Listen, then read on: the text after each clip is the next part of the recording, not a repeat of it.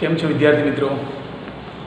ચાલો તો આજે આપણે આવતીકાલની પરીક્ષા વિજ્ઞાન એના 1 થી 4 પાઠ છે તો એના વિશેની થોડી પુનરાવર્તનની ચર્ચા કરીએ. ચાલો પાઠ વાઇઝ આપણે આગળ વધતા જઈશું. એમાં પહેલું છે પાક ઉત્પાદન અને વ્યવસ્થાપન. ચાલો તો પાક ઉત્પાદનની અંદર મુખ્ય બાબતો જે છે એમાં ખેતી પદ્ધતિઓ, એના વિશે ખાસ તમારે વાંચવાનું છે કે ભાઈ ખેતી પદ્ધતિઓ જે છે એ કઈ કઈ ખેતરની અંદર કઈ કઈ પદ્ધતિઓ દ્વારા જે છે ખેતી કરવામાં આવે છે.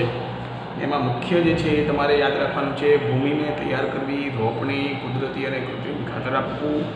આ બધા જે છે ખાસ અગત્યની ખેતી પદ્ધતિઓ છે.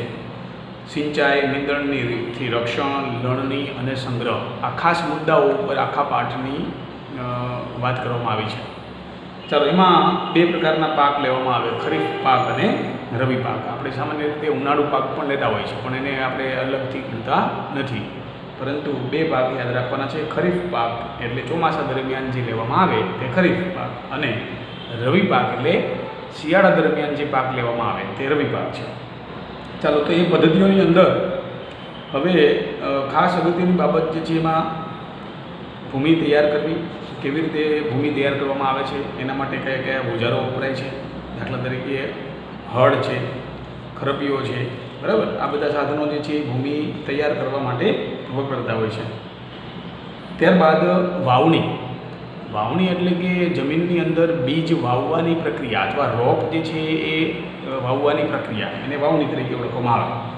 ચાલો એના માટે પણ કેટલાક પરંપરાગત સાધનો જે છે વપરાય છે, જેમાં આપણે કહીએ છીએ વાવણીઓ. એ બીજ વાવવા માટે વપરાય છે. ચાલો ત્યારબાદનો અગત્યનો મુદ્દો છે કૃત્રિમ અને કુદરતી ખાતર. વનસ્પતિ વાવી તો દઈએ, પછી એને પોષણ આપવા માટે વનસ્પતિને 16 જેટલા પોષક તત્વોની જરૂર પડે, જેમાંથી જમીનમાંથી એ 13 જેટલા પોષક તત્વો મેળવે. ચાલો જે પણ ખૂબ અગત્યનો મુદ્દો છે. ત્યારબાદ કૃત્રિમ અને કુદરતી ખાતર, એમાં સૌથી શ્રેષ્ઠ કયું? માત્ર પુનરાવર્તન છે વિદ્યાર્થી મિત્રો. હું પાઠ આખો ચલાવતો નથી, માત્ર પુનરાવર્તન હું કરાવીશ. તમારે શું શું વાંચવાનું છે, કેટલી તૈયારી કરવાની છે, એના વિશે હું તમને જણાવું છું. કુદરતી અને કૃત્રિમ ખાતર, એનો તફાવત જે છે તમારે વાંચી જવો. કયા કયા કુદરતી ખાતરના ફાયદા છે, કૃત્રિમ ખાતરના ફાયદા છે, મર્યાદાઓ કઈ કઈ છે, એ બધી બાબતો તમારે યાદ રાખવાની છે. ચાલો ત્યારબાદ અગત્યનો મુદ્દો છે સિંચાઈ. હવે સિંચાઈ જે છે એટલે શું? તો કે ભાઈ પાક જે છે વાવી તો દઈએ, પણ જો વરસાદ ન હોય તો પાણી આપવું પડે, અને પાણી આપવાની જે પ્રક્રિયા છે એને સિંચાઈ કહેવાય. હવે સિંચાઈ માટે જે છે જુદા જુદા સ્ત્રોત હોય પાણીના. જેમ કે આપણે ગામડે જે છે કૂવો છે, તો એમાં અત્યારે તો સબમર્સિબલ પંપ હોય, મશીન હોય, ડીઝલ એન્જિન. તો પહેલાંના સમયની અંદર જે છે અલગ અલગ પ્રકારની વ્યવસ્થાઓ હતી, જેમ કે મોટ, ચેન પંપ, ઢેકલી, રહેંટ, આ બધી વ્યવસ્થાઓ જે છે પહેલાંના સમયમાં હતી. ચાલો હવે સિંચાઈ પદ્ધતિની આધુનિક પદ્ધતિઓની જો વાત કરીએ તો આધુનિક પદ્ધતિમાં આપણી પાસે બહુ સરસ મજાની રચના છે, જેમાં ઇલેક્ટ્રિક પંપ છે બધા પાસે, મોટા ભાગના લોકો પાસે, અને જેની અંદર એ જોડાણ કરી શકે છે 2 પ્રકારની પિયત પદ્ધતિ કહેવામાં આવે, ફુવારા પદ્ધતિ અને ટપક સિંચાઈ પદ્ધતિ. એમાં સૌથી અગત્યની જો કોઈ હોય તો એ ટપક સિંચાઈ પદ્ધતિ છે. શા માટે છે? ચાલો એના વિશેની તમે આગળ અભ્યાસ કરી ગયા છો કે ટપક સિંચાઈ પદ્ધતિ સૌથી શ્રેષ્ઠ શા માટે, અથવા તો અમુક ચોક્કસ વિસ્તારો કે જ્યાં પાણી નથી તો ત્યાં આગળ એ ટપક સિંચાઈ પદ્ધતિ એ આશીર્વાદરૂપ નીવડે છે. ચાલો પછીનો મુદ્દો છે નીંદણ. હવે નીંદણ જે છે એ વનસ્પતિ જે પાક વાવેલો છે એની સાથે સાથે નકામી વનસ્પતિઓ ઉગેલી છે, જેને નીંદણ કહેવાય. અને એ નીંદણ એ વનસ્પતિ જે મુખ્ય પાક છે એની સાથે સાથે ઉગે છે અને પોષક તત્વો જે છે એમાં ભાર પાડે છે. ચાલો એટલા માટે જે છે નીંદણનાશક જે છે એ પદાર્થો વાપરવામાં આવે. કયા કયા પદાર્થો છે એ પણ તમે જરા ચોપડીની અંદર ખાસ જોઈ જજો. એમાં નામ એક છે, યાદ રાખવાનું છે 2,4-D. યાદ રાખી લો ખાસ, એ નીંદણનું નામ છે 2,4-D, બરાબર? ઓકે. ત્યારબાદ છે લણણી. હવે લણણી જે છે એટલે શું? તો કે ભાઈ પાક તૈયાર થઈ જાય પછી એ પાકને તે કાપણી કરવાની પ્રક્રિયા એટલે લણણી. ચાલો હવે કાપવાની જે પ્રક્રિયા છે એ કોઈ પણ પાક તૈયાર થઈ ગયા બાદ હવે એના જે બીજ છે અથવા એનું ફળ છે એ ઉતારવાની કે દૂર કરવાની પ્રક્રિયા, બરાબર? જેથી કરીને આપણે પાકનો કે બીજનો આપણા વ્યવહારિક ઉપયોગ માટે એનો ઉપયોગ કરી શકીએ. ચાલો, એના માટેની પણ કેટલીક વ્યવસ્થાઓ હોય છે. એના સાધનો હોય છે, આધુનિક સાધનો હોય છે, પરંપરાગત સાધનો છે. આ બધી બાબતો જે છે એ પણ તમને ચોપડીમાં આપેલી છે. ખાસ હવે છેલ્લો અગત્યનો મુદ્દો છે સંગ્રહ. હવે સંગ્રહ કેવી રીતે કરવો? ચાલો, તો સંગ્રહ માટે સ્ટોરેજ માટેની ખાસ બહુ સગવડતા હોવી જરૂરી છે વિદ્યાર્થી મિત્રો. ખાસ કારણ કે આપણે બધાને ઘરે વ્યવસ્થા છે, તમામના ઘરે અનાજ સંગ્રહ માટેની વ્યવસ્થા ઓલરેડી છે જ. કારણ કે આપણે જાણીએ છીએ કે કન્ટિન્યુ 1 વર્ષ સુધી આપણે દર મહિને કે દર 15 દિવસે અનાજ બહારથી લાવતા નથી, પણ 1 વર્ષ કે 2 વર્ષ આપણા વડવાઓ તો 2 વર્ષ સુધીનું અનાજ સાચવતા હતા. તો આધુનિક સમયમાં પણ એની જરૂરિયાત છે, કારણ કે કોઈ દુષ્કાળ આવી જાય, કોઈ કારણસર જે છે કોઈ મુશ્કેલી પડે તો એ અનાજ જે છે આપણને ભવિષ્યમાં આપણને કામ લાગે. એટલા માટે એની સાચવણી ખૂબ જરૂરી છે. બીજી બાબત છે, અનાજ જે છે એને બીજા વર્ષે ફરી ઉગાડવા માટે, એટલે બીજ જે છે એ તરીકે ઉપયોગ કરવા માટે પણ એ જરૂરી છે. એટલે સંગ્રહ માટેની પણ કેટલીક વિશિષ્ટ વ્યવસ્થાઓ છે. એ વ્યવસ્થાઓની પણ તમે આગળ ભણી ગયા છો, એના વિશે કઈ કઈ વ્યવસ્થાઓ છે. અને છેલ્લો મુદ્દો છે પ્રાણીઓ દ્વારા ખોરાક. ચાલો, એની અંદર જે છે પશુપાલનની ચર્ચા કરવામાં આવી છે. જે વિદ્યાર્થીઓ ઓલરેડી ગામડે છે તે વિદ્યાર્થીઓ અથવા જે વિદ્યાર્થીઓ ગામડે જઈને આવેલા છે તો એ લોકોને બધાને આનો પરિચય છે કે પશુપાલન એટલે શું. બરાબર? પશુપાલનનો મતલબ થાય ગાય, ભેંસ જેવા દુધાળા જે પ્રાણીઓ છે એનો ઉછેર કરી એની પાસેથી વ્યાપારિક ધોરણે વસ્તુનું ઉત્પાદન કરી અને જો એનું પોષણ કરવામાં આવે, ભરણ પોષણ કરવામાં આવે તો એ આપણે એને પશુપાલન કહી શકીશું. ચાલો, માત્ર પશુપાલન એટલે ગાય ભેંસ જ નહીં, પરંતુ માછલીઓનો ઉછેર છે, મરઘીઓનો ઉછેર છે, આ બધું પશુપાલનની અંદર સમાવિષ્ટ છે. ચાલો, ત્યારબાદ આગળ છે એનો બીજો પ્રશ્ન છે સૂક્ષ્મજીવો મિત્ર અને શત્રુ. જુઓ વિદ્યાર્થી મિત્રો, બંને બાબતો છે. સૂક્ષ્મજીવો જે છે એ મુખ્યત્વે 5 પ્રકારના છે, આપણે જાણીએ છીએ. બરાબર? તો એ 5 પ્રકારના સૂક્ષ્મજીવો જે છે એમાં બેક્ટેરિયા, ફૂગ, પ્રજીવ, લીલ અને વાયરસ. ચાલો, મોટાભાગે વાયરસ જે છે એ નુકસાનકારક છે. મેજોરિટી 99.99% કિસ્સાઓમાં જે પણ વાયરસો છે બધા, હાલનો કોરોના વાયરસ પણ આપણે ખબર છે, બધાને જાણીએ છીએ. આવા તો અનેક વાયરસ છે કે જે આપણા બધા માટે મેજોરિટી એ નુકસાનકારક જ હોય છે. પરંતુ કેટલાક બીજા અન્ય સજીવો છે, સૂક્ષ્મજીવો છે, એ ઘણી વખત ફાયદો પણ કરે છે અને કેટલીક વખત નુકસાન પણ કરે છે.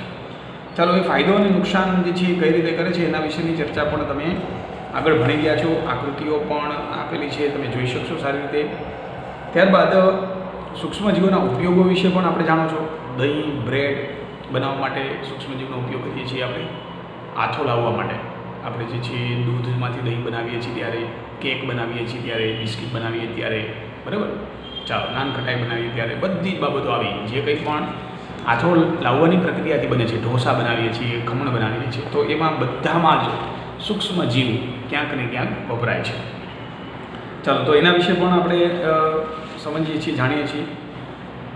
ત્યારબાદ વ્યાપારિક ઉપયોગ એટલે કે ઉદ્યોગોની અંદર એનો ઉપયોગ કરી શકાય એટલા માટે લુઈ પાસ્ચર નામના વૈજ્ઞાનિકે, આ યાદ રાખવાનું છે, આથવણની શોધ કરી હતી. આથવણની પ્રક્રિયાની અંદર ઈસ્ટ નામના પદાર્થ, ઈસ્ટ જે છે આમ તો સજીવ સૂક્ષ્મજીવ છે જે ફૂગ જાતિનું છે. બરાબર? ચાલો, તો એની અંદર જે છે એ કઈ રીતે ઉપયોગ થાય છે એના વિશેની ચર્ચા તમે કરી ગયા છો. સૂક્ષ્મજીવો જે છે ઔષધિ તરીકે પણ ઉપયોગી છે. જેમ કે આપણે ઘણી વખત બીમાર પડીએ તો એન્ટીબાયોટિક દવા લાવીએ છીએ. ડૉક્ટર પાસે તમે જાઓ તો સામાન્ય તાવ હોય તો એ આપણને એન્ટીબાયોટિક દવાઓ આપે છે. ખ્યાલ આવી ગયો? એટલે જેથી કરીને આપણે ઝડપથી સાજા થઈ શકીએ. ઘણી વખત રસી પણ આપે છે. હાલ જે દાખલા તરીકે કોરોના વાયરસ જે છે એની મહામારીમાં આપણે બધા જાણીએ છીએ કે કોરોના વાયરસ જે છે એની મહામારીમાં આપણે બધા શું કરીએ છીએ? ભાઈ, રસીની શોધમાં છીએ કે જલ્દી રસી મળી જાય તો આપણે એનાથી છુટકારો મળે. પ્રશ્ન એ છે કે આ રસી જે છે એ શા માટે લેવી જોઈએ? ચાલો, તો બધાને ખબર હોય. બરાબર? આપણા શરીરની અંદર રોગ પ્રતિકારક શક્તિ વધે, આપણે સૂક્ષ્મજીવો અથવા એ રોગથી બચી શકીએ. બરાબર? ચાલો, તો એના માટે જે છે રસી જરૂરી છે. એટલે આપણે બાળપણમાં નાના હતા ત્યારથી જ એક ડાબા ખભા ઉપર આપણે એક BCGની રસી મુકાવેલી, યાદ હોય તમને બધાના ખભા ઉપર હશે. જુઓ, નિશાન પણ હશે. જે આપણે TB ન થાય તેના માટેની રસી છે. એટલે અગાઉથી જ આપી દેવામાં આવે તો આપણા શરીરની અંદર એના એન્ટીબોડી બની જાય છે અને આ એન્ટીબોડી કે જે આપણા શરીરની અંદર હવે પછી જે જીવિત સૂક્ષ્મજીવો છે એ આપણા શરીરમાં જો આવશે તો એની સામે લડવા માટે આપણા શરીરને તૈયાર કરશે. ચાલો, તો એ બાબતે જે છે એ સૂક્ષ્મજીવો આપણને ખૂબ ઉપયોગી છે. ઘણી બધા ફાયદાઓ છે. રસી બનાવવા માટે, ફળદ્રુપતા જમીનની વધારવા માટે, પર્યાવરણના શુદ્ધિકરણ માટે, પાણી જે છે એના શુદ્ધિકરણ માટે, બરાબર. આ બધી બાબતો જે છે એ સૂક્ષ્મજીવો માટે ફાયદાકારક, સૂક્ષ્મજીવોની ફાયદાકારક બાબતો છે. હવે હાનિકારક બાબતો પણ કેટલીક છે જે કેટલાક રોગોને પ્રેરે છે. દાખલા તરીકે આપણે જાણીએ છીએ મેલેરિયા, તો એ પ્રજીવથી થાય. મચ્છર દ્વારા કરડે છે નો ડાઉટ, પણ એ પ્રજીવ નામના સૂક્ષ્મજીવથી થાય. ખ્યાલ આવી ગયો? ચાલો, ત્યારબાદ જે છે એ કોલેરા, એ પણ બેક્ટેરિયાથી થાય છે. ચાલો, પ્લેગ, એઇડ્સ, કોરોના, શરદી, આ બધા વાયરસથી થાય છે. ખ્યાલ આવી ગયો? એટલે વાયરસ મોટે ભાગે રોગ પ્રેરક હોય છે મેજોરિટી, બરાબર. ચાલો, તો મેલેરિયા જે છે એમાં તમે નામ સાંભળ્યું હશે, માદા એનોફિલિસ મચ્છર, કે જે રોગને એ આપણા શરીર સુધી પહોંચાડવાનું કામ કરે છે, એટલે સૂક્ષ્મજીવોને. પછી તમને કોષ્ટક આપેલું છે વિદ્યાર્થી મિત્રો, 24 નંબરના પાના ઉપર. તમે એનો પણ સારી રીતે અભ્યાસ કરજો અને જ્યાં ન સમજાય ત્યાં આગળ પ્રશ્ન પૂછી લેજો. ઓકે, ચાલો. અને પ્રાણીઓની અંદર પણ કેટલાક રોગકારક સૂક્ષ્મજીવો હોય છે, બરાબર. એના વિશેની પણ વાત રોબર્ટ કોશ નામના વૈજ્ઞાનિકે 1876માં બેસિલસ એન્થ્રેસિસ નામના બેક્ટેરિયાની શોધ કરી હતી, જે એન્થ્રેક્સ રોગના વાહક છે. ચાલો, એન્થ્રેક્સ રોગ સામાન્ય રીતે પ્રાણીઓની અંદર હોય છે, પરંતુ એ પ્રાણીઓ દ્વારા મનુષ્યની અંદર પણ ફેલાઈ શકે. ત્યારબાદ વનસ્પતિને કેટલાક રોગો થાય છે એના વિશેની પણ ચર્ચા કરવામાં આવી છે. ત્યારબાદ હવે આપણે જાણીએ છીએ રીતે કે ભાઈ વનસ્પતિ જે છે એને જો રોગ લાગે તો આપણે શું કરીએ, તો ભાઈ જંતુનાશક દવાઓનો છંટકાવ કરીએ. અને આ જંતુનાશક દવાઓ જે છે એ પ્રાણીઓ ખાશે.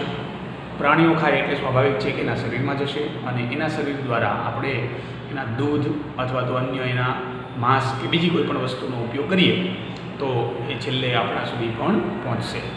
આવી ગયું? ચાલો, એટલે જૈવિક વિશાલન જે છે એ વધતું જાય છે. હવે બીજી બાબત ખોરાકની જાળવણી. જો આગળ પણ સંગ્રહની વાત કરીએ, હવે જાળવણીની વાત છે. વિદ્યાર્થી મિત્રો, અહીંયા તફાવત છે. ખોરાકનો સંગ્રહ અને ખોરાકની જાળવણી, આ બે વસ્તુ જુદી છે. દાખલા તરીકે તમે બજારની અંદરથી તૈયાર અથાણું લાવો છો તો એ ઘણા સમય પહેલાં બનાવેલું છે, પણ એને હજુ સુધી કોઈ જ નુકસાન થયું નથી. શા માટે? કારણ કે એને એવી રીતે વ્યવસ્થિત રીતે પેક કરવામાં આવેલું છે કે જેથી કરીને એ બગડે નહીં. આવી ગયો? સૂક્ષ્મજીવો છે જે છે એને કોઈ અસર થશે નહીં.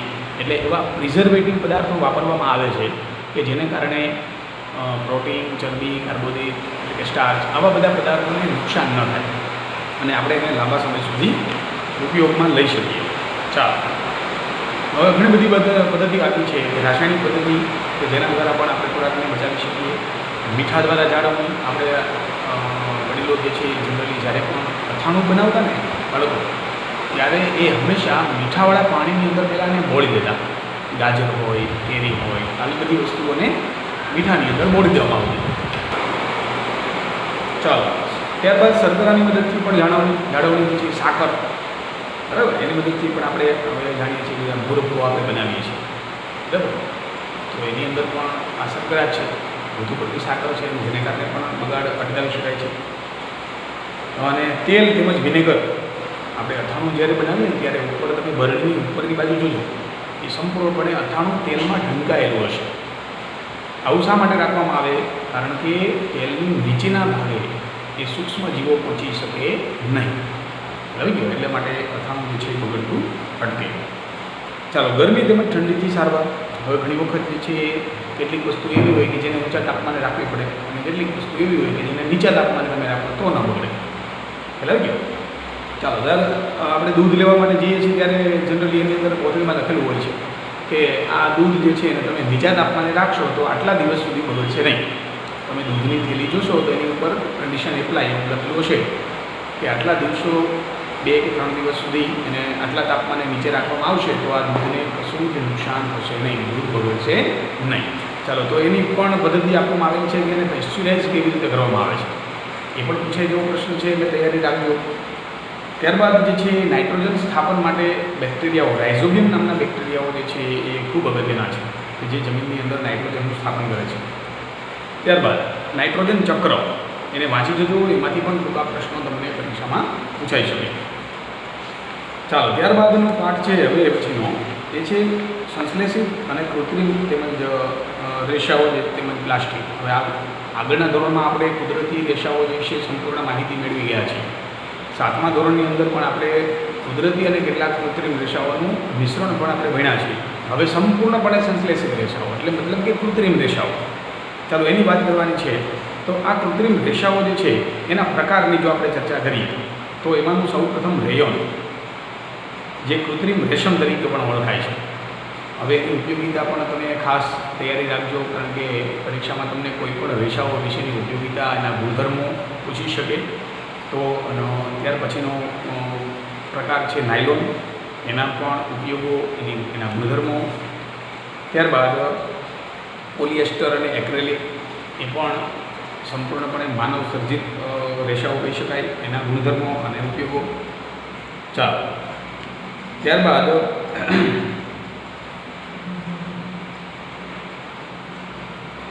સંશ્લેષિત રેસાના ગુણધર્મો. અહીંયા ગુણધર્મો પણ પાછા આપવામાં આવેલા છે. હવે પ્લાસ્ટિકની ચર્ચા કરી દીધી છે કે પ્લાસ્ટિકની અંદર જે છે રેસાઓની ગોઠવણી કેવી હોય છે. ચાલો, તો એ તો ઠીક, પણ એના સિવાયના એના પ્રકાર બહુ અગત્યના છે. એ છે એના થર્મોપ્લાસ્ટિક અને થર્મોસેટિંગ પ્લાસ્ટિક.